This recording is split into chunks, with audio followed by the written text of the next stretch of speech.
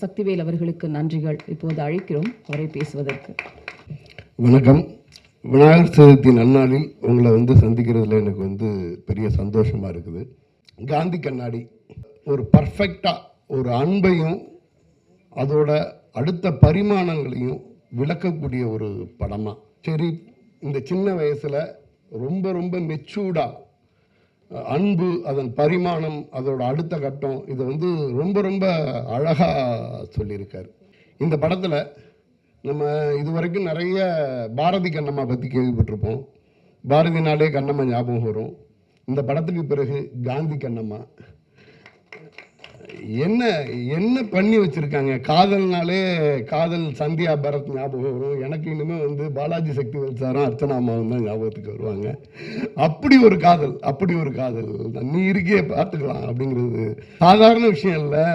சாக போகிற நேரத்தில் என்ன லவ் அப்படின்னு ட்ரெய்லரில் கூட டயலாக் இருக்கும். லவ் தானே அது எப்போ இருந்தா என்ன, அது 18 வயசாக இருந்தா என்ன, 80 வயசாக இருந்தா என்ன, லவ் ஆல்வேஸ் லவ் தானே.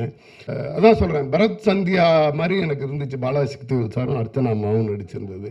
நடிப்பு அறைக்கு நான் சொல்ல வேண்டியதில்லை. ஒவ்வொரு ஃப்ரேம்லையும் அப்படியே வியக்க வச்சுக்கிட்டு இருந்தாங்க. எனக்கு தெரிஞ்சு அர்ச்சனா அம்மாவோட பொட்டென்ஷியலில் ஒரு 10% கூட நம்ம இன்னும் யூஸ் பண்ணல, நம்ம இண்டஸ்ட்ரி இன்னும் யூஸ் பண்ணலங்கிறது எனக்கு வருத்தம். இவ்வளோ பெரிய ஆர்டிஸ்ட் அம்மா வருஷத்துக்கு குறைஞ்சது ஒரு 5 படமாவது நடிங்கம்மா. சரி, அர்ச்சனா அம்மா இந்த பக்கம் நடிச்சிட்டு இருக்காங்கன்னா, இந்த பக்கம் பாலாஜி சக்திவேல் சார் அவங்க அடிக்கிற எல்லா பாலையும் 6 அடிச்சிட்டு இருக்காங்க. மிக பிரமாதமான நடிப்பை வெளிப்படுத்தியிருக்காங்க. அந்த காந்திங்கிற கேரக்டருக்குள்ள நம்மளை சேர்த்து அழைச்சிட்டு போயிருக்காங்க.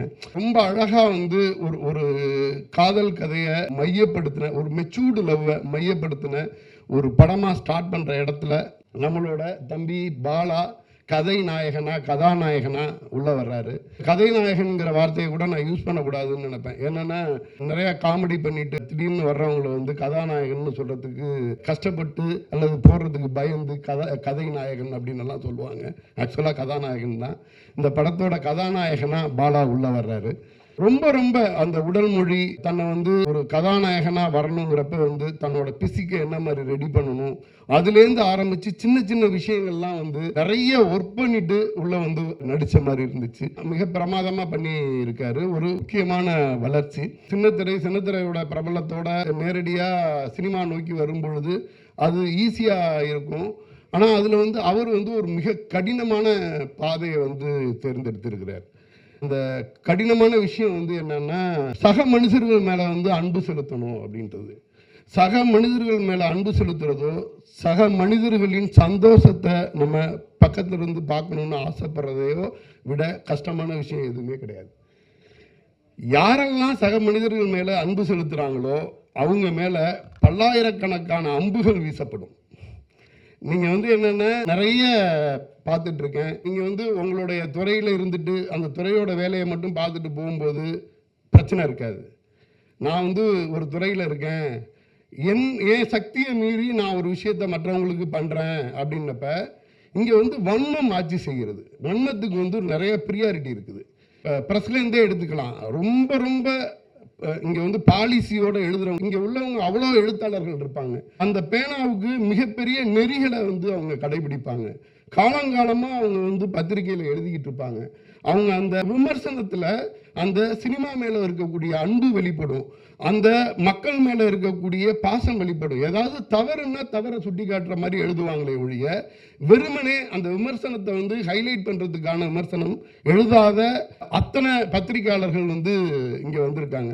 அதே சமயத்துல என்னன்னா, சினிமா மேல வெறுப்பை கொட்டி ரொம்ப சர்வசாதாரணமா ஒரு வீடியோ போட்டுட்டு வெறும் காழ்ப்புணர்ச்சியை மட்டுமே காட்டக்கூடிய விமர்சனங்கள் மிகப்பெரிய விமர்சனமா மக்கள் மத்தியில் போய் சேர்ந்துக்கிட்டு இருக்கும். காலங்காலமாக உட்காந்து பக்கமாக எழுதிக்கிட்டு இருப்பாங்க. அவங்களோட நார்மல் நல்ல மக்கள் மட்டுமே பார்த்துக்கிட்டு இருப்பாங்க. ஏன் வன்மத்தை அதிகமாக பார்க்குறாங்க? ஒரு படம் பற்றி சொல்லும்போது ஒரு ஹீரோவோட பர்சனலை பற்றி பேசப்படுற விமர்சனம் பெரிய விமர்சனமாக மக்கள் மத்தியில் போய் சென்று சேரும். ஏன்னா இங்கே வன்மங்கள் ரசிக்கப்படுகின்றன, அன்பு நிராகரிக்கப்படுகிறது. எப்போ ஒரு அன்பு பாதையை தம்பி எடுக்கிறாப்லையோ, இப்போ என்னன்னா, இது வரைக்கும் அவர் ஒரு காமெடியனா நடிச்சுக்கிட்டு இருந்தாரு, விட்டுருவாங்க. ஏன்னா சின்ன பையன் பாவம் அப்படிங்கிற லெவலில் ஒரு நடிகராக வந்து ஒரு கதாநாயகனாக ஜெயிக்க ஆரம்பித்தா நிறைய கேள்வி கேட்க ஆரம்பிப்பாங்க. இவர் நடிச்சுட்டு பேசாமல் போய் வீட்டில் படுத்துட்டாலோ இல்லை குடிச்சிட்டு படுத்துட்டாலோ இவர் மேலே எந்த கேள்வியுமே இருக்காது. அவர் அப்படிதான் அப்படின்னு. இவர் நல்லது செய்ய ஆரம்பிக்கிறாரு அப்படின்னா இந்த நல்லது செய்கிறத பற்றி அவ்வளோ கேள்விகள் வரும். இங்கே சமுதாயத்தில் வந்து ஒரு மிகப்பெரிய முரண் இருக்கு. நீ என்ன பெரிய நல்லவனா? இந்த முரணை வந்து ரசிக்கிறதுக்கு பெரிய கூட்டம் இருக்கு. இதுக்காக வந்து இந்த சமுதாயம் வந்து நல்லவர்களால் நிறைந்தது இல்லையா அப்படின்னா நல்லவர்கள்லாம் அமைதியாக இருப்பாங்க. ஒரே ஒரு ஐடி வச்சுக்கிட்டு 10 பேரை திட்டிகிட்டு இருப்பான், 10 பேரை கேள்வி கேட்டுக்கிட்டு இருப்பான். 80 வயசுல ஒரு பிரின்சிபலோட வாழ்ந்த ஒரு நடிகர் அவர் போகும் பொழுது ஒரு சின்ன விஷயம் இருந்தாலும் அதை பற்றி 500 கேள்விகள் கேட்பாங்க. அவர் வந்து அவர் லைஃப்பை வந்து அவ்வளோ பிரின்சிபலாக வாழ்ந்தார், அவரால் யாருக்கும் எந்த கெடுதலும் நடந்ததில்லை அப்படின்னு சொல்லும்போது அவரோட ஃப்ரெண்டு கொண்டாந்து கொடுத்த சால்வையை தூக்கி போட்டாருன்னா அதுக்கு வந்து ஒரு 5000 பேர் விமர்சனம் பண்ணுவாங்க. அதுக்கு போய் உட்காந்துட்டு இவர் வந்து விளக்கம் கொடுத்துக்கிட்டு இருப்பார். அது கிடையாது. 80 வயசு நம்ம வீட்டில் உள்ள ஒரு தாத்தா, ஒரு 75 வயசுக்கு மேலே உள்ள ஒரு தாத்தாவுக்கு என்ன மரியாதையோ அதை தானே நம்ம கொடுத்துருக்கணும். ஒரு மூத்த கலைஞன் அவங்க வந்து அவருக்கும் அவர் ஃப்ரெண்டுக்கும் உள்ளது. அவர் இஷ்டப்பட்டால் அந்த சால்வையை போட்டுக்கலாம், இல்லாட்டினா போடாமல் தூக்கி போட்டுடலாம். அதுக்கும் வந்து அந்த பெரிய கலைஞர் வந்து உட்காந்து விளக்கம் கொடுத்துட்டு இருப்பார். விளக்கமே கொடுக்கக்கூடாது. ஏன்னா இங்கே வன்மத்தை மட்டுமே மேலே தூக்கி வச்சு கொண்டாடிக்கிட்டு இருக்க ஊராக இருக்குது. அதாவது அந்த ஆன்லைனில் இருக்கக்கூடிய விஷயங்கள். இப்போ இந்த பாலா மாதிரியானவங்க வந்து ஒரு சில பேர் இப்போ வந்து என்னென்னா இவர் சக மனிதர்கள் மேலே, ஏன்னா ஏன் நான் இதை அன்பு பற்றி பேசுகிறேன்னா இந்த படம் அன்பு பற்றி பேசுது. இந்த படம் வந்து அன்பு பற்றி பேசுது. நான் அதுக்காகவே இதை பேச வேண்டியதாக இருக்குது. சக மனிதர்கள் மேலே அன்பு செலுத்தக்கூடிய ஒரு நடிகன் வர்றான், புகழ் வெளிச்சத்தோட வர்றான் அப்படின்னா அவங்கள கேள்வி கேட்கறதுனாலேயே இவங்களை தங்களை பெரியவங்களாக நிலைநாட்டிக்கலாங்கிறது ஒரு கருத்து. இந்த கேள்வியை இவங்களால வந்து என்ன பண்ண முடியாதுன்னா பக்கத்தில் இருக்கிற வார்டு கவுன்சிலரை கேள்வி கேட்க முடியாது. குழாயில் தண்ணி வரலன்னா அந்த கவுன்சிலர்கிட்ட அவங்களால அந்த கேள்வி கேட்க முடியாது. ஆனால் என்ன பண்ணுவாங்க, என்ன பசியில் உள்ளவங்களுக்கெல்லாம் பாலா சாப்பாடு போட்டாராமே, காசாவில் 2 பேர் செத்து போயிட்டாங்க, ஏன் அங்கே போய் போடலன்னு கேள்வி கேட்பாங்க.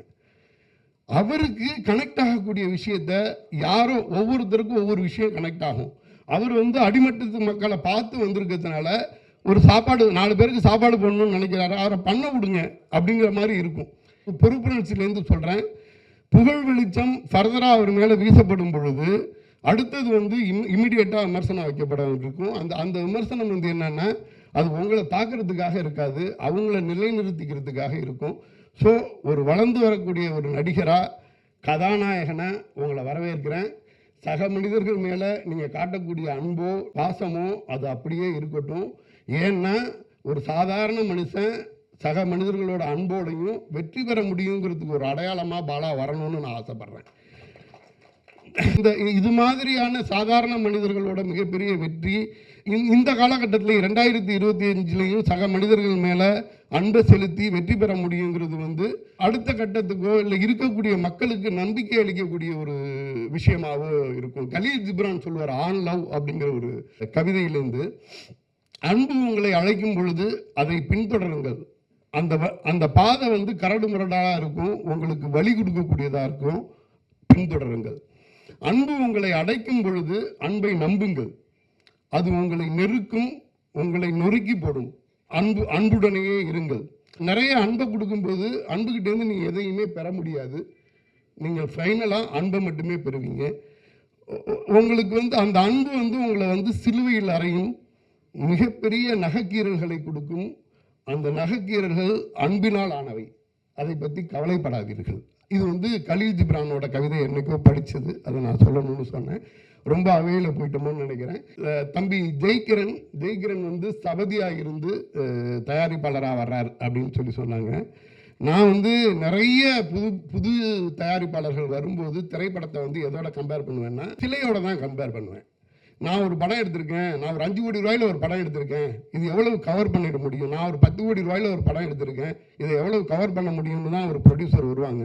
அப்போ நான் சொல்லுவேன், நீங்கள் வந்து ஏதோ ஒரு பொருளை தயாரிக்கலை, நீங்கள் ஒரு சிலையை தயாரிச்சுக்கிட்டு இருக்கீங்க, சிலையை உருவாக்கிக்கிட்டு இருக்கீங்க. அது கண்ணு காது மூக்கு எல்லாத்தோட வந்துருச்சுன்னா அது சிலை. சப்போஸ் எனக்கு ஒரு கண்ணு சரியாக வரல, காது சரியாக வரலன்னா அது கல் தான், அது சிலை இல்லை அப்படின்னு சொல்லிட்டு பல தயாரிப்பாளர்கிட்ட பேசியிருப்பேன். சிலை வடிக்கக்கூடிய ஸ்தபதியே தயாரிப்பாளராக வந்திருக்காங்க. கண்டிப்பாக இவர் வந்து திரைத்துறையில் வந்து நிறைய சிலைகளை, நிறைய திரைப்படங்களை அந்த மாதிரி கொடுப்பாருன்னு நான் நம்புகிறேன். வாழ்த்துக்கள் அவருக்கு. விவேக் மெர்வின் அவங்களோட இசை இந்த ட்ரெய்லரை விட அந்த சாங் வரும் பொழுது இந்த படத்தை பற்றி பத்திரிகையாளர்கள் இன்னும் கொஞ்சம் நெருக்கமாக தெரிஞ்சுப்பாங்க அப்படின்னு நான் நம்பினேன். சில காரணங்களால் வந்து அந்த சாங் போட முடியல. வாய்ப்பு இருந்துச்சுன்னா இந்த ஃபங்க்ஷனோட கடைசியில் வந்து அந்த சாங் இது பண்ணுவாங்கன்னு நான் நினைக்கிறேன். மிகச்சிறப்பாக எல்லாருமே இதில் வந்து பணியாற்றி இருக்காங்க. பாலாஜி சக்திவேல் சாரோட நண்பராக நடித்திருக்கக்கூடிய அமுதவாணன்லேருந்து ஆரம்பித்து, கதாநாயகிலேருந்து ஆரம்பித்து எல்லாருமே சிறப்பான பங்களிப்பை தந்திருக்காங்க. இந்த திரைப்படம் மிகப்பெரிய வெற்றி படமாக அமைகிறதுக்கு என்னுடைய வாழ்த்துக்கள். நன்றி.